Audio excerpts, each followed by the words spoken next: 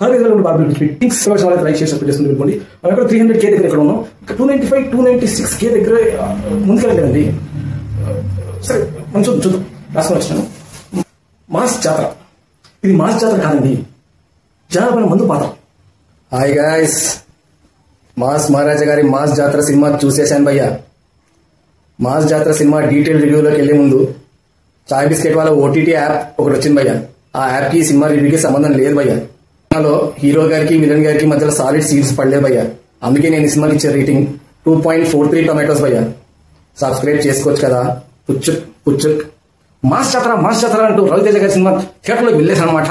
మనలో ఏ ఒక సీన్స్ తీసేశారనమాట. మరి సినిమా ఫైనల్ గా మనకి అలా అలా అలా అలా నచ్చేసింది అనమాట. ఫైనల్ గా ఈ రోజు మాస్ జాతర ప్రీమియర్స్ పడ్డాయి. ఆ సినిమా బాగుండదో అనే డౌట్ తోటి మనమైతే ఆ సినిమాకి వెళ్ళినాం. అన్ఫార్చునేట్లీ నాకైతే ఆ సినిమా నచ్చలేదు భయ్య. Guys, welcome to cine channel. మొత్తానికి ఇవాళ మాస్ మహారాజ్ గారి మాస్ జాతర సినిమా చూసేసాను. సో సినిమా ఎలా ఉంది అని మాట్లాడుకునే ముందు ఛానల్ చూస్తున్నారు, వ్యూస్ వస్తున్నాయి, బట్ సబ్స్క్రైబ్ చేయట్లేదు. సో మీరు ఇచ్చే లైక్ సబ్స్క్రైబ్తోనే ఈ ఛానల్ రన్ అవబోతుంది. నాకు డెఫినెట్గా మీ సపోర్ట్ కావాలి. Please support. ఓకే, రివ్యూలోకి వెళ్ళిపోదాం. సో మాస్ జాతర వచ్చేసి రవితేజ గారిని తీసుకొచ్చి ఒక క్రాక్ సినిమా కానీ, ఒక విక్రమార్కుడు సినిమా కానీ ఆ టైంలో అంటే ఆ ఫామ్ లో ఉన్నటువంటి రవితేజ గారిని మళ్ళీ మనకు పరిచయం చేసే ప్రయత్నం చేశారు డైరెక్టర్ గారు.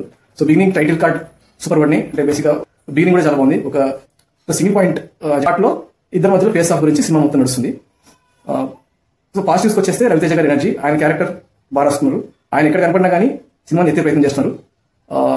ఇంటర్వెల్ తర్వాత ఒక ఫైట్ సీన్ ఉంది, ఒక వార్నింగ్ సీన్ సూపర్ పడింది. అది మాత్రం చాలా బాగుంది. డాన్స్ డెఫినెట్ గా శ్రీలీల గారు ఒక పాటలో సూపర్ డాన్స్ ఉంది, ఇంకో పాటలో అట్లా అలా డాన్స్ చేస్తారు. సో పాటలు ఓకే. భీమ్ శ్రీలీల గారు అక్కడక్కడ లౌడ్ అనిపించింది, బట్ ఓకే. ట్విస్టులు పడతాయి, సడన్ సర్ప్రైజ్ ఉంది రెండు శ్రీలీల గారి క్యారెక్టర్ పైన, ఇంకో క్యారెక్టర్ పైన పడతాయి. అది సడన్ సర్ప్రైజ్, మీరు థియేటర్లో చూడాలి.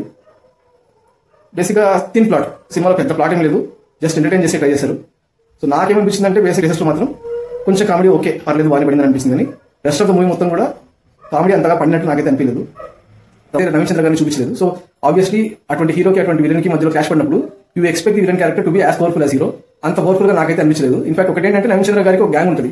సో మన క్రాక్ సినిమాలో ఒక స్పెషల్ గ్యాంగ్ ఉంటుంది కదా ఫైట్ చేసేప్పుడు, అలాంటి ఒక గ్యాంగ్ ఉంటుంది. సో ఆ గ్యాంగ్ తో చేసినటువంటి ఒక 2 యాక్షన్ బాక్స్ మాత్రం చాలా బాగున్నాయి.